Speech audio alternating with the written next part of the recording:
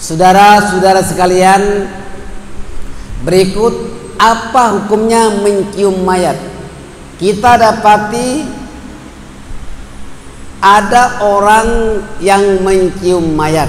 Tentunya bukan sembarangan orang yang mencium, mungkin istrinya menyium mayat suaminya, atau sebaliknya suaminya pula menyium mayat istrinya, ataupun anak mencium mayat ibu bapaknya, mungkin ibu bapak mencium mayat anak-anaknya, ataupun neneknya mencium cucunya, neneknya mencium, ataupun sebaliknya cucu mencium mayat apa? Nenek yang bermahram itu. Boleh apa tidak? Perhatikan, sebagai perpisahan terakhir, ahli keluarga ataupun sahabat-sahabatnya dibolehkan, Pak, sahabat-sahabatnya dibolehkan mencium mayat.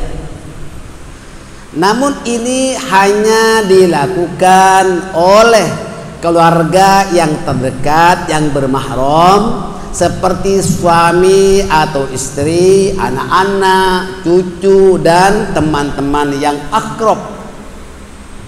Teman ini ada macam-macam, ada teman biasa, ada teman seperjuangan, ada teman akrab, laki sama laki-laki, perempuan sama perempuan lah, ya Bu ya.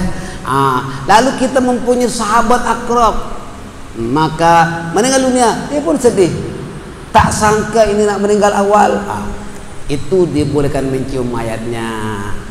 Pada lazimnya saya dapati setelah mayat itu dimandikan lalu dikafankan, barulah dibenarkan oleh orang yang menguruskan mayat itu, yang memandikan, yang mengafankan mayat itu, membenarkan mana keluarganya. Dia sekarang tabur apa? Paca ya. Yang wangi-wangi itulah. Kalau di Indonesia itu kayu cendana. Minyaknya pun yang diletakkan di kain kafan itu adalah minyak cendana, harum.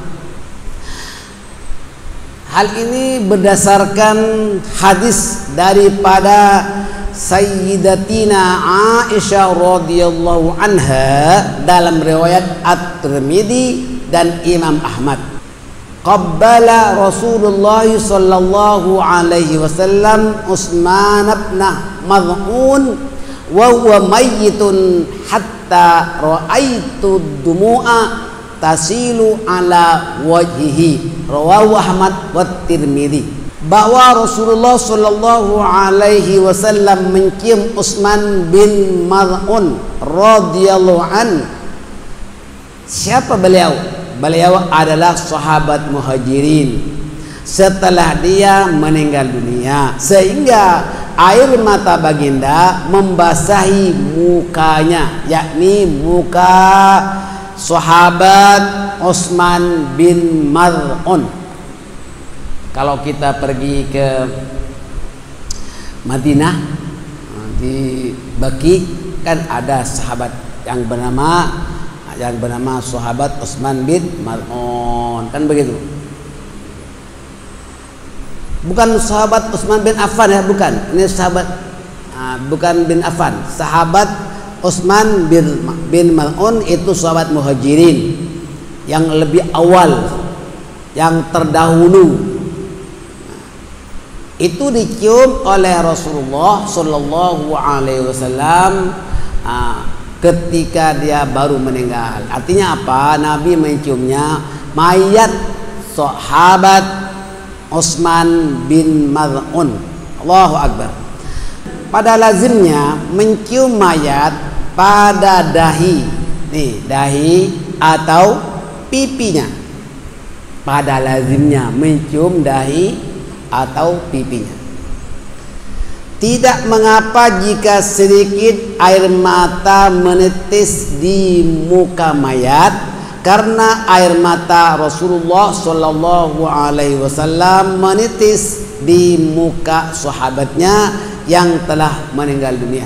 Dibolehkan ya, sekiranya air mata itu terjatuh menetes ke muka mayatnya, tapi jangan sampai terlalu basah lah, ya kan? Nah, artinya kadang-kadang orang terlalu sedih sampai cium matanya, air matanya menetes sedikit kepada muka mayat, tidak apa-apa. Sebab Nabi sendiri pernah air matanya menetes kepada sahabat Utsman bin Maz'un. Jelas ini hadisnya.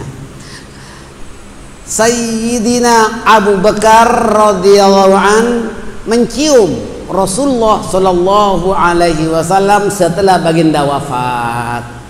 Ini berdasarkan hadis yang diriwayatkan daripada Sayyidatina Aisyah radhiyallahu anha, anna Abu Bakrin As-Siddiq qabbala an-nabiyya sallallahu alaihi wasallam ba'da mautihi. Rawahul Bukhari. Sesungguhnya Abu Bakar As-Siddiq radhiyallahu an mencium Nabi Muhammad sallallahu alaihi wasallam setelah baginda wafat. Ini pula sebaliknya. Sahabat Rasulullah yakni Abu Bakar, sahabat yang paling akrab, sahabat yang pertama masuk Islam dari kalangan dewasa, ialah Abu Bakar As-Siddiq, dan dia dijamin oleh Allah menjadi ahlul jannah. Itu pernah mencium mayat Rasulullah sallallahu alaihi wasallam. Jadi saudara-saudara sekalian, mencium mayat boleh dilakukan sebelum dimandikan atau sesudah dikafankan. Jika mayat sudah lambat untuk dikuburkan, maka segeralah dibawa ke pusara. Jangan lama-lama, kalau boleh jenazah itu segera diselenggarakan, diuruskan, dan untuk dikuburkan. Segera dikuburkan itu lebih baik daripada lama-lama di rumah.